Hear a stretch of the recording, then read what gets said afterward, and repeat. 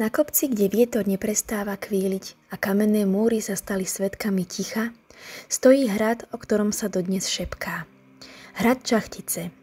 Bolo to sídlo ženy, ktoré meno sa premenilo na legendu. Volala sa Alžbeta Bátoriová. Bola to grófka, matka a neskôr vdova. A podľa povestí aj krvavá pani, ktorej krásu nevedel zastaviť ani čas, ani smrť. No každý tieň má svoj začiatok a jej príbeh sa nezačína krvou, ale svetlom. V krajine rozorvanom vojnou, v čase, keď sa česť merala mečom a viera ohňom, sa narodilo dievča z rodu mocných a s osudom, ktorý prekročí storočia. Bátoriovci vlastnili rozsiahle majetky v Uhorsku, najmä však Sedmohradsku. Ich predok Vít, Večecko-Močiari, zabil podľa legendy draka, preto majú v verbe 3 dračie zuby. V 14. storočí sa ich rod rozdelil na dve vetvy, Ečeckú a Šomliovskú. Väčšinu Bátoriovcov z oboch vetiev charakterizovali výstredné povahové vlastnosti. Viacerí z nich mali sklony k samolúbosti, pýche, tyranstvu, zmyselnosti a aj sexuálnej zvrátenosti.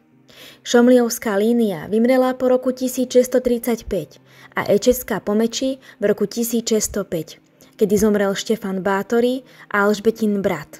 Juraj Bátory z Ečeckej línie rodu Bátory a Anna Bátoriová zo Šomliovskej línie opätovne spojili rodinu svojím manželstvom. Manželstvo s Jurajom Bátorym bolo Anine tretie. Boli to bratranec a sesternica. Avšak takéto sobáše boli vtedy bežné, aby sa majetky udržali v rodine. Príbuzenské sobáše často prinášali aj zdravotné problémy do ďalších generácií. V tejto dobe, v kraji bohatých pánstiev a krvavých hraníc, sa 7. augusta 1560 na pánstve Nýr-Bátor v Uhorsku, čiže v dnešnom severovýchodnom Maďarsku, narodilo dievčatko, ktoré dostalo meno Alžbeta Bátoriová. Uhorsko vtedy ešte nieslo jazvy po tatárskych a tureckých vpádoch a krajina bola rozdelená na 3 časti. Západ ovládal Habsburský dvor, stred Turci a východ Sedmohradsko patril kniežatám z rodu Bátory. Alžbeta sa narodila do jednej z najmocnejších šlachtických rodín svojej doby. Rod Bátory patril medzi elitu. Jeho členovia boli vojvodcovia, politici, aj králi. Detstvo Alžbety bolo poznačené luxusom, ale aj disciplínou. Ako dcera šlachtica dostávala vzdelanie, ktoré bolo na ženu v 16. storočí výnimočné. Vedela čítať, písať, hovorila po maďarsky, nemecky a latinsky. Zaujímala sa o lekárstvo, alchýmiu a filozofiu. Už v mladosti však bola známa svojou prudkou povahou a silným zmyslom pre moc. Niektoré dobové záznamy spomínajú, že trpela záchvatmi, pravdepodobne epilepsiou. Vtedajší lekári tomu hovorili padúcnica a liečili to rôznymi bylinami a kúrami. Rodina verila, že je to znak vnútornej citlivosti, že má v sebe zvláštnu energiu, ktorá ju robí odlišnou. Šlachta vtedy žila v pevnostiach, kde sa miešali zbrane, modlitby, hostiny aj popraviská. Na každom hrade viseli symboly moci, meče, erby, knihy o rytierstve, kríže a deti šlachty vyrastali medzi vojakmi, zbrojnošmi, vychovávateľkami a kňazmi. Alžbeta odmala sledovala, ako sa s mocou narába. Naučila sa, že vladár bez strachu je mŕtvý vopred. To poznanie v nej zostalo navždy. Tak ako to v dávnych časoch bývalo bežnou praxou, aj Alžbeta bola už v detskom veku prisľúbená svojmu budúcemu manželovi. Dôvodom vydaja bolo spojenie rodov, majetkov a území. Vo svojich 15 rokoch sa stala mladá grófka manželkou o niekoľko rokov staršieho Františka Nádaždyho, veľkého vodcu a šikovného bojovníka. Predovšetkým v protitureckých vojnách dokazoval svoju krutosť, keď dával popravovať zajatcov. V osmanskom vojsku bolo čoraz slávnejšie nielen jeho meno, ale aj prezývka Čierny bek. Voči Turkom konal pomerne kruto. Po boji prikazoval hromadné popravy zajatcov. Jeho oddiel bol známy tým, že do útoku vyrážal s uťatými hlavami Turkov. Hodnosti hlavného veliteľa zádunajských vojsk sa v roku 1602 zúčastnil bitky o Budín a Pešť proti Osmanskej ríši. Jeho vojska dobili Pešť a úspešne odrazili predvoj Osmanov pri ich útoku na Budín. Bojoval v 15-ročnej vojne proti Turkom. Kráľovská svadba sa konala 8. mája roku 1575 a bola naozaj veľkolepá. Oznámenie malo 19 strán a pozývalo hostí na vodný hrad do Vranova, kde sa konala svadba. 20 šéf-kuchárov a ich pomocníkov sa staralo o žalúdky približne 4500 svadobčanov významného postavenia. Hostina bola prepichová, víno tieklo v prúdoch, podávali sa pečené jelene, diviaky, koláče s medom a mandlami. Na nádvorí hradu sa konali turnaje, hudba hrala celú noc a fakle osvetľovali kamenné múry. Toľkým hosťom nevedeli na hrade dokonca zabezpečiť ani nocľah, a tak boli ubytovaní na viacerých hradoch v okolí, napríklad v Čičave alebo v Jasenove. Manželia boli rôzneho vierovyznania. František si ponechal evanielické a Alžbeta bola protestantka. Pár žil na hradoch Čachtice, Sarvár a Kerestúr. Práve Čachtický hrad dostala Alžbeta ako svadobný dar od manžela. Bolo to staré kamenné sídlo na úpetí Malých Karpát, ktoré sa stalo jej domovom. Z východného krídla hradu bol výhľad na dedinu a vinice a z veže bolo vidno ďaleko do krajiny. Bolo to krásne, ale aj osamelé miesto. Keďže František často bojoval proti Turkom, Alžbeta spravovala celé pánstvo sama, čo bolo na ženu v tej dobe veľmi neobvyklé. Bola prísna, ale spočiatku spravodlivá panovníčka. Alžbeta mala s Františkom 5 detí. Uršula a Andrej zomreli ako novorodenci. Zostala Anna, Katarína a Pavol. Svoje deti vychovávala v duchu šlachtickej disciplíny.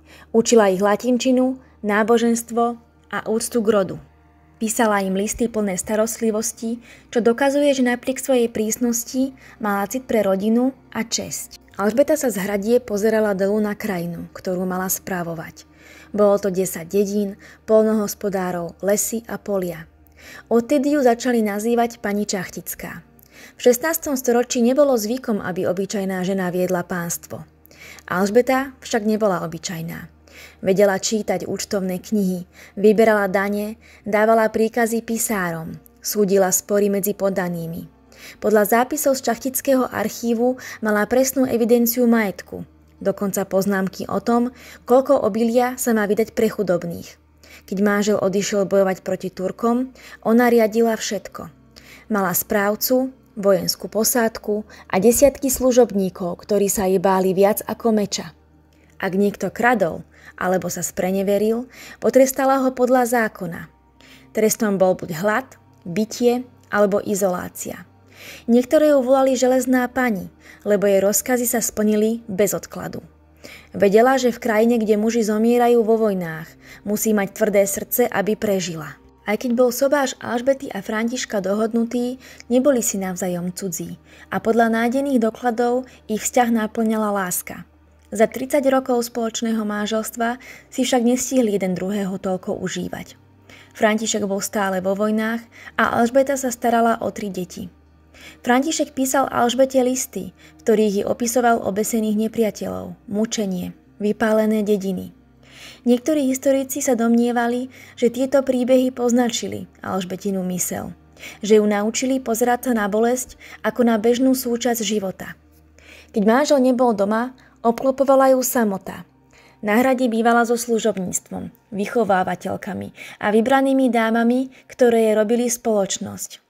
Mnohí svedkovia neskôr tvrdili, že už v tom čase bola nepokojná, výbušná a panovačná. No iní ju opisovali ako ženu, ktorá bola vzdelaná, kultivovaná a hlboko veriaca. Čachtice neboli len miestom povinností, ale aj záhad. Alžbeta mala vo svojich službách bylinkárky a liečiteľky, ktoré jej pomáhali s liečbou chorých. Niektorí historici sa domnievali, že neskôr sa práve takto dostala do kontaktu s Annou Darvuliou, ženou, ktorá ovplyvnila jej osud. Často navštevovala kostol, no zároveň sa zaujímala o okultné a alchymistické učenia. V písomnostiach sa spomína, že mala knihu s latinskými textami o filozofii, liečiteľstve a duševnej sile. To, čo vtedy bolo len hľadaním poznania, sa neskôr v očiach ľudí zmenilo na dôkaz čarodejníctva. V roku 1604 sa František nádaždy vrátil z vojny iný, ako keď odchádzal.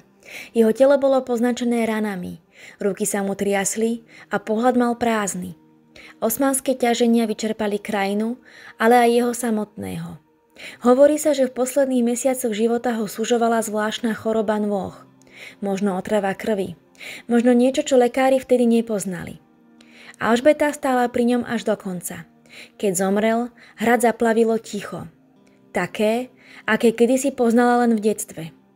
Odtedy sa vraj po chodbách Šľachtického hradu niesol zvuk pomalých krokov, ako by sa sama hradná duša zmenila. Vdova Bátoriová mala vtedy len 44 rokov. S manželovou smrťou stratila nielen lásku, ale aj ochranu. František bol štít, ktorý ju ochránil pred svetom. Bez neho zostala sama. S bohatstvom, mocou, ale aj prázdnotou. Niektorí hovoria, že po smrti manžela v nej prasklo niečo, čo dlho držala vnútri. Zbožná vdova sa premenila na ženu, ktorú poháňal smútok, moc a márnivosť. V Uhorsku bola vojna síce ustupujúca, no krajina bola rozdelená, hladná a sužovaná chorobami. Do Čachtíc začali prichádzať nové dievky z dedín, ktoré hľadali prácu, buď v kuchyni, práčovni alebo v komnatách. Hovorilo sa, že vdova je čoraz uzavretejšia a že sa vyhýba hostinám, omšiam a že celé dni trávi vo veži, píšu z listy a skúmajúc knihy o bylinách. A práve v tomto období sa na hrade objavila Anna Darvulia. Bola to bylinkárka a liečiteľka z nižšej šlachty. Pochádzala z okolia Trenčína. Niektorí ju poznali ako múdru ženu, ktorá pomáhala chorým. Iní tvrdili, že má zvláštnu moc, že dokáže vidieť veci, ktoré iní nevidia. Keďže prišla do Čachtíc, Alžbeta bola zronená a slabá. Darvulia jej priniesla odvary, tinktúry a čaje, ktoré vraj posilovali telo i ducha. Zostala pri nej a čoskoro sa stala jej najbližšou spoločníčkou. Spolu sa zavierali do izieb, kde svietili sviece a pálili bylinky. Hovorilo sa, že Darvulia učila grófku zvláštnym praktikám, ako si zachovať krásu, ako spomaliť starnutie, ako sa očistiť od bolesti. Niektoré dievky tvrdili, že ich volali, aby skúšali maste a kúpele. A niektoré z tých dievčat sa už nevrátili. Čas po Františkovej smrti zmenil všetko. Alžbeta začala byť podráždená, nepredvídateľná, panovačná. Služobníctvo ju prestalo spoznávať. Jej pohľad bol prázdny, hlas tichý, ale nebezpečný. Trest bol nemilosrdný. Z archívov neskôr vyplýva, že prvé zmienky o krutostiach sa objavili práve z tohto obdobia. Spočiatku šlo o bitie a ponižovanie slúžok, neskôr o záhadné zmiznutia. Zámožné rodiny si z okolia začali šepkať, že v Čachticiach sa deje čosi zlého, no nikto sa neodvážil otvorene hovoriť, pretože grófka mala stále moc a vplyv. Na súdoch ju chránilo meno Bátory. Z listov tých rokov sa zachovali útržky jej myšlienok. Napríklad: Čas berie všetko, čo som milovala. Len krv zostáva teplá, keď duša chladne. Či to boli slová zúfalosti alebo melanchólie, neznevie nikto. Ale práve tieto riadky neskôr oživili legendu, že verila v silu krvi, že ju považovala za symbol mladosti, čistoty života. Darvulia ju vraj nahovárala, že krv z nevinných môže očistiť dušu od hriechu a telo od staroby. Nie je isté, či tomu verila, alebo len zúfalo hľadala útechu. No v tých dňoch sa rodila legenda, ktorá ju neskôr pochovala. V minulosti boli fyzické tresty na podaných úplne bežné. Jedna legenda hovorí, že slúžky bežne česávali grófke jej krásne čierne vlasy. Jedna z nich ju pri česaní trošku pošticovala. Na to sa grófka nahnevala a uštedrila slúžke zo pár faciek. Počas bitky kvapla Alžbete na ruku panenská krv mladej slúžky. Keď si krv utrela, všimla si, že na mieste, kde jej kvapla krv, zostala pleť jemnejšia, mladšia a hebkejšia. A tu sa začali krvavé plány čachtickej panej. Už pred touto udalosťou bola Alžbeta mimoriadne krutá voči slúžkam a užívala si ten pocit krutosti. Nesmierne sa vyžívala v trestoch. Tyranie a vraždenie dievčat údajne vykonávala nepretržite v rokoch 1585 až 1610. Pozrieme sa spolu na tresty, ktoré si podľa zachovaných súdnych zápisníc, napríklad Turzov protokol a neskorších opisov grófka zaužívala. Dievčatám vraj prikazovala nahým stať vonku v zime a potom ich polievala studenou vodou, až kým nezamrzli. Inokedy im vraj rozžeravenými kliešťami trhala kúsky kože, alebo im pálila prsty sviecami. Niektoré výpovede hovoria, že im pálila vnútorné orgány kovovými nástrojmi. Rozžeravené kusy železa vkladala dievčatám do genitálií a takto umierali v čoraz krutejších bolestiach. Ďalšou metódou bolo mučenie nástrojmi a bitie. Mala používať ihly, nože, nožnice, ktorými im rezala telo. Prepichovala im špendlíkmi pery, alebo ich bodala ihlou pod nechty. Bola známa svojou precíznosťou. Niekedy obete tríznila celé hodiny, aby nezomreli hneď. Často dievčatá nútila behať nahé po nádvorí a ak spadli, kopala ich alebo bičovala.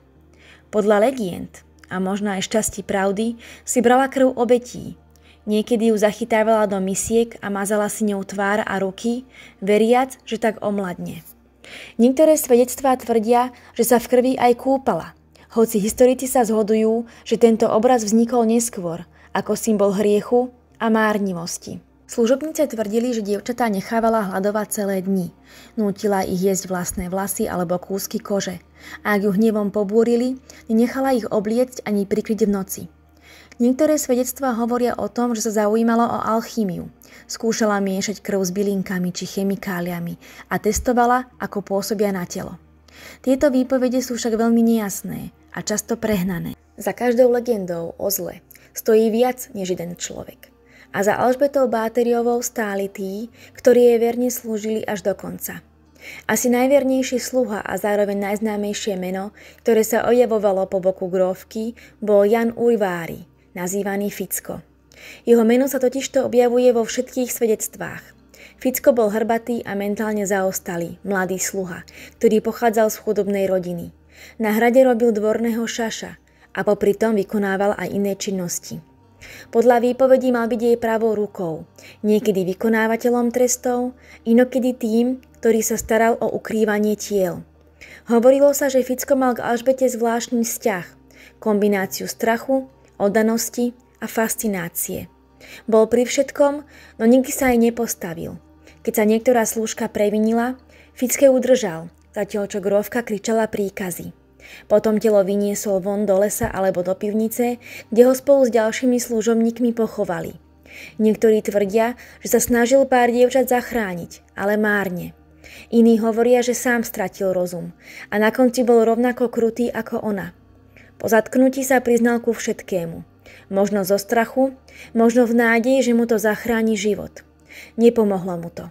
Bol popravený na koleso, čo bol vtedy najkrutejší trest. Ďalšia postava, ktorá sa objavuje vo všetkých spisoch, bola Ilona Jo. Bola prijatá na hrad ako opatrovateľka Alžbetiných detí. Bola krutá, ctižiadostivá vdova po Štefanovi Naďovi, ktorá si tvrdo strážila svoj post grófkynej dôverničky. Bola to staršia žena, ktorá slúžila na Čachticiach dlhé roky. Poznala grófku ešte z čiast, keď žil František Nádaždy. Mala byť správkyňou domácnosti. Riadila kuchyňu, slúžky, zásoby. Ale podľa svedkov to bola práve ona, kto často vybral dievčatá na službu v komnatách grófky. Ak sa niektorá správala vzdorovito, Ilona ju priviedla pred pani. Pomáhala jej aj pri čistení miestnosti po mučení. Umývala krv, spálila šaty, vynášala popol. V svedectvách ju opisujú ako chladnú, bezcitnú, no dokonale oddanú. Tvrdila, že iba poslúchala rozkazy svojej panej. Na súde však padla ako jedna z prvých, odsúdená na smrť upálením. Dóra Sentéšová, prezývaná Dorko, bola mladšia, pôvodne obyčajná slúžka. Na hrad sa dostala ako pomocníčka, ale čoskoro sa stala súčasťou vnútorného kruhu. Podľa výpovedí bola najnepokojnejšia. Často kričala, smiala sa počas výsluchov a vyhlasovala, že všetko je len hra. Dóra mala údajne najväčší pôžitok z trestania dievčat. Dokonca vraj navrhovala nové spôsoby, ako ich mučiť. Grófka jej dôverovala. Možno preto, že ju vedela rozosmiať, alebo preto, že bola rovnako temná. Na súde však všetko priznala a označila Alžbetu ako hlavnú diablovú služobnicu. Bola popravená oťatím ruky a následným upálením. Posledná zo žien, ktoré stáli po jej boku, bola Katarína Benická. Katarína bola najmladšia, tichá a poslušná. Na rozdiel od ostatných sa bránila. Tvrdila, že nič nevidela, nič neurobila. Podľa niektorých historikov bola skôr obeťou okolností. Dostala sa medzi ľudí, z ktorých sa už nedalo uniknúť. Dokonca dievčatám potajomky nosila jedlo a vodu. Turzeu nechal žiť, ale po procese zmizla z verejného života. Niektoré zdroje hovoria, že sa stiahla do kláštora, iné, že zomrela krátko po súde. Samozrejme nemôžeme zabudnúť spomenúť aj Annu Darvuliu, ktorá sa však súdu nedožila. Pomocníci museli hľadať aj verbovať na pánstvo nové a nové dievčatá zo širšieho okolia, keďže na pánstve sa už minuli. Rodinám sa neveľmi chcelo púšťať svoje mladé deti na hrad, ktorý nemal pre časté úmrtia najlepšiu povesť. Práca na hrade však bola veľmi dobre finančne ohodnotená a tak boli chudobní poddaní ochotní podstúpiť riziko. Ako a kde však dokázali ukrývať toľko mŕtvych tiel? Väčšinou ich vynášali v noci, počas búrky alebo dažďa, aby psi necítili zápach krvi. Mŕtvoly pochovávali v záhrade, v lese alebo pod hradnými múrmi. Niekedy sa pokúsili všetko spáliť, drevo, handry, popol, aby neboli dôkazy. Krv z podlah vylievali do priekop a ak niektorá z dievok zomrela počas dňa, zamkli telo v truhlici, kým neprišla noc. Na tých, ktorí začali mať podozrenie, sa vyhrážali kliatbami. A mnohí dedinčania sa báli hovoriť, veď grófka mala moc, majetok a ochranu šlachty. Grófka začala prichádzať do kontaktu aj s mladými dievčatami zo šlachtických rodín, ktoré jej posílali na dvor, aby sa naučili správanie a etiketu. Lenže aj niektoré z nich zmizli bez stopy. A to už začínal byť problém. Ich rodiny sa začali vypytovať, najskôr potichu a potom nahlas. Listy o týchto udalostiach sa dostali až na kráľovský dvor, kde vládol Matej II. Habsburský. A ten prikázal svojmu najvyššiemu zástupcovi, Palatinovi Jurajovi Turzovi, aby vec vyšetril. Juraj Turzo nebol len úradník, bol priateľom rodiny Bátoriovcov.